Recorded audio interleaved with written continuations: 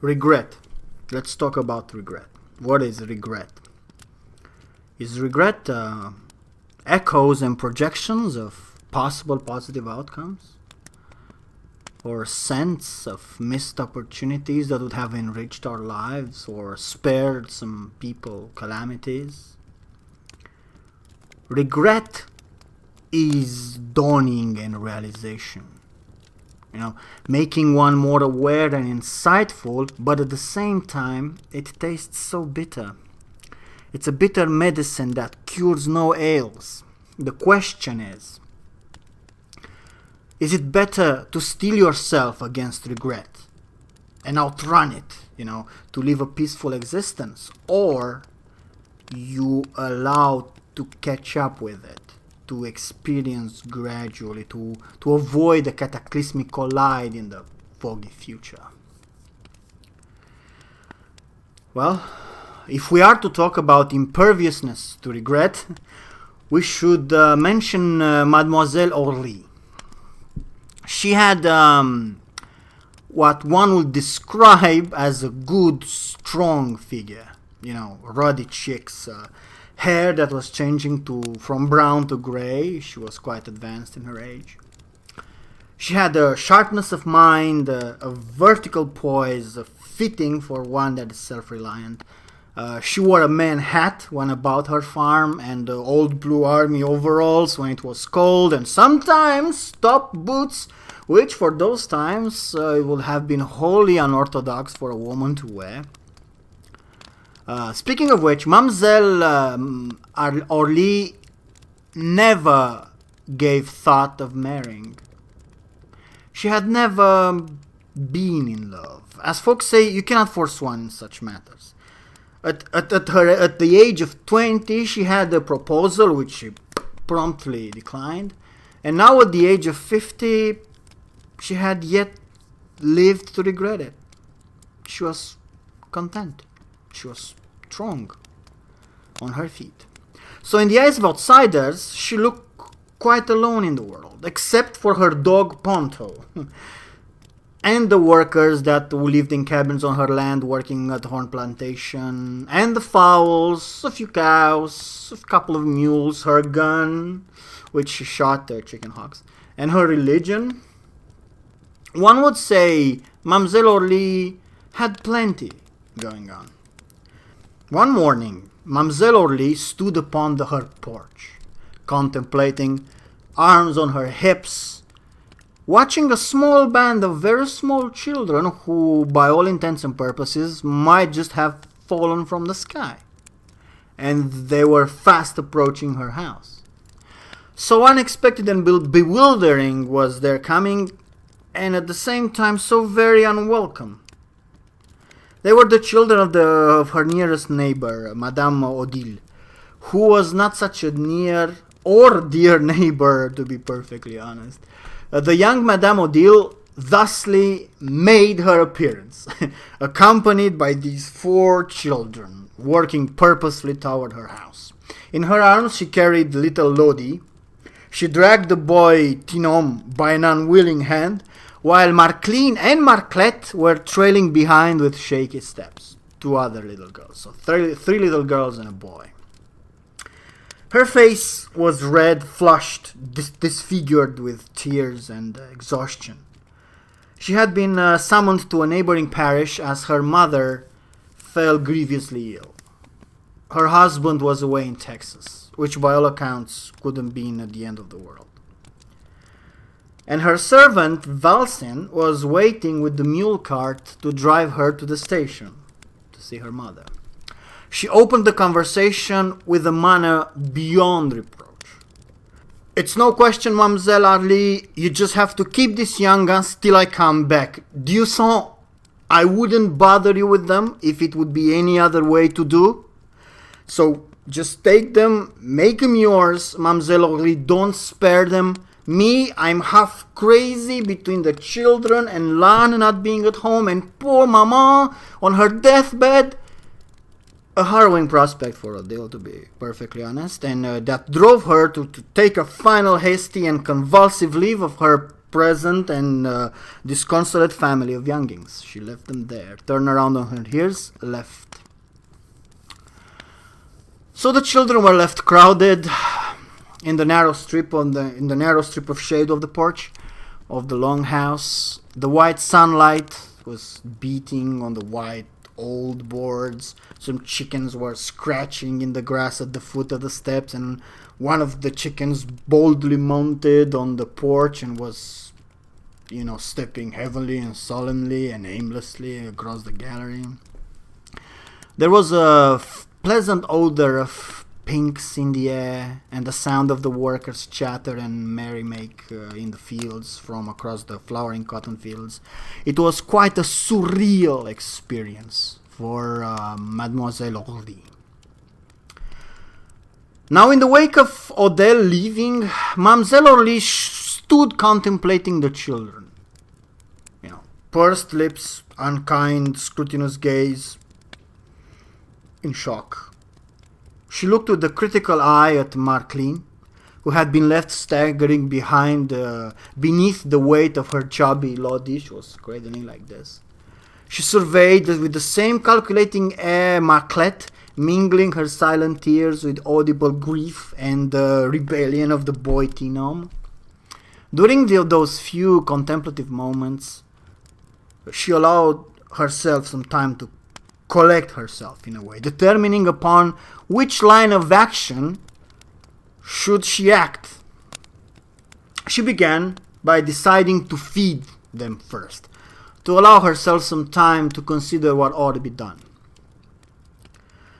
Now, if Mademoiselle Orly's responsibilities might have begun and ended with the feeding of children, they could have been easily dismissed, for her storehouse, the larder, was amply ready to deal with emergencies of such nature. But little children are not little pigs.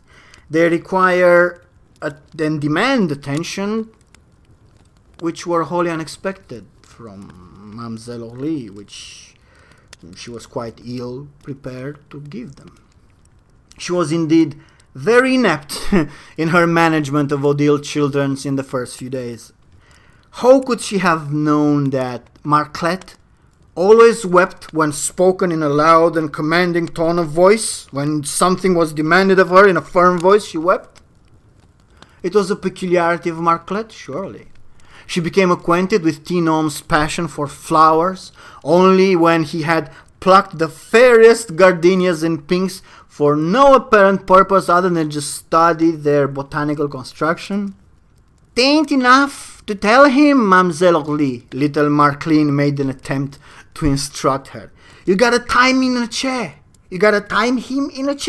It's what Maman did all the time when he's bad. She tied him in a chair."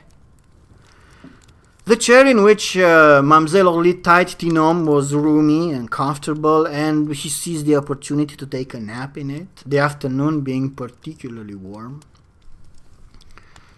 At night, when she ordered them one and all to go to bed as one would shoo the chickens into the hen house, they just stayed looking at her, uncomprehending.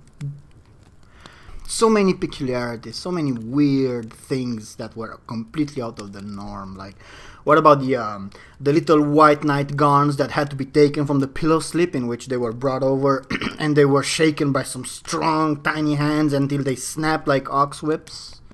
And what about when she had to drag the tub of water in the middle of the room and set it like right in the middle of the floor, in which every little tired, dusty, mud cake little foot had to be washed until it was sweet and clean? And it made Marclette and Marceline laugh merrily.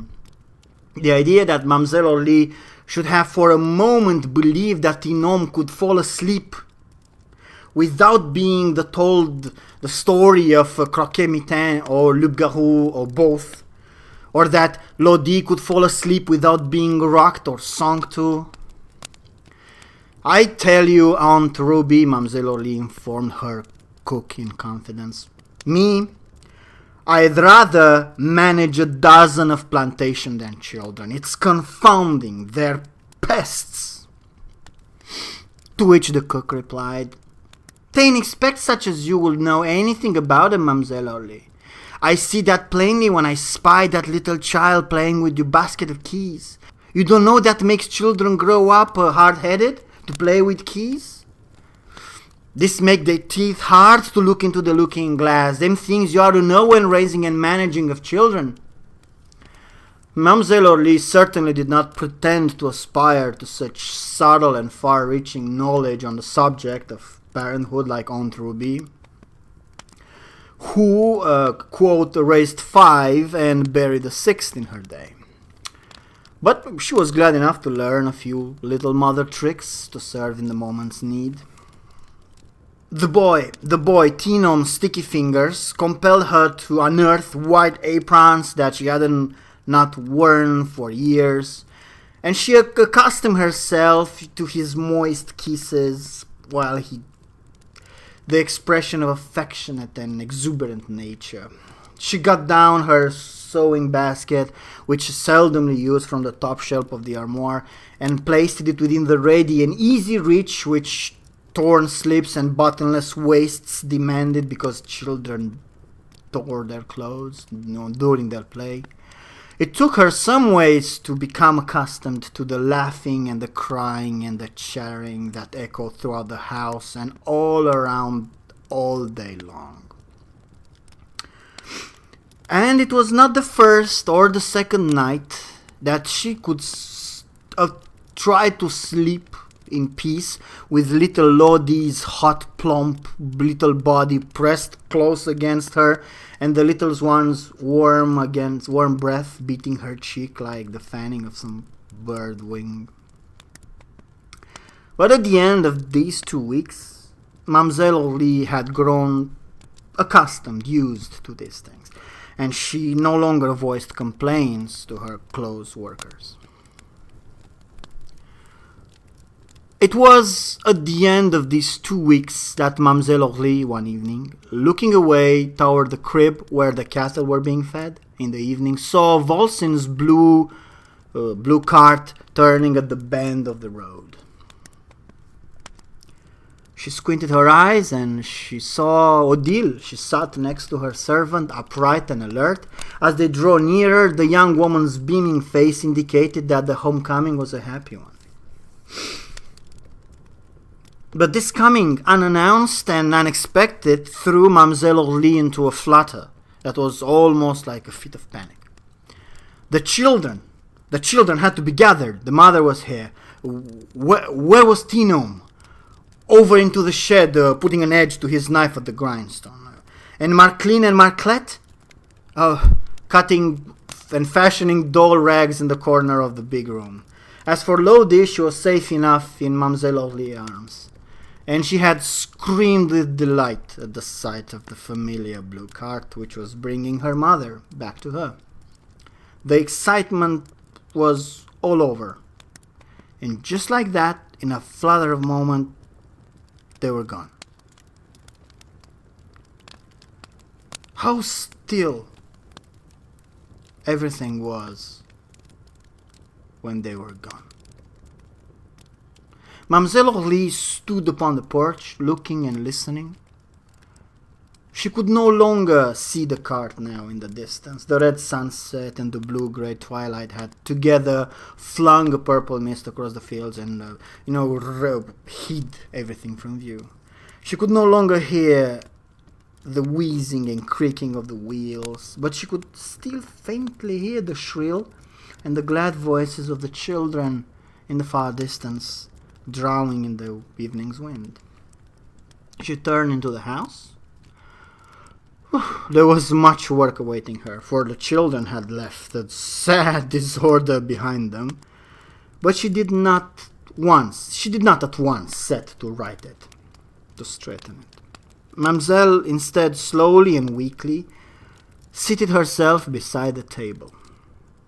She gave one slow glance throughout the room, into which the evening shadows were creeping and deepening around her solitary figure. She let her head fall down upon her bended arm and began to cry. Oh, and how she cried! not softly as women often do. She cried like a man, with choked grunts and sobs that seemed to tear at her very soul. She did not even notice Ponto licking her hand. Now, thank you for joining in, and remember, go out there, grow, and share the stories.